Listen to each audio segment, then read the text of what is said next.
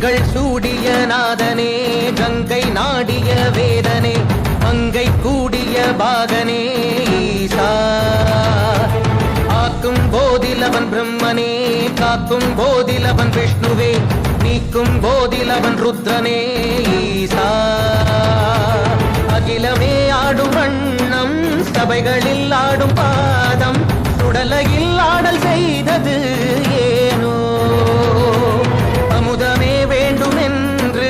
கடலையே கடைந்த போதில் அதில் வரும் நஞ்சையே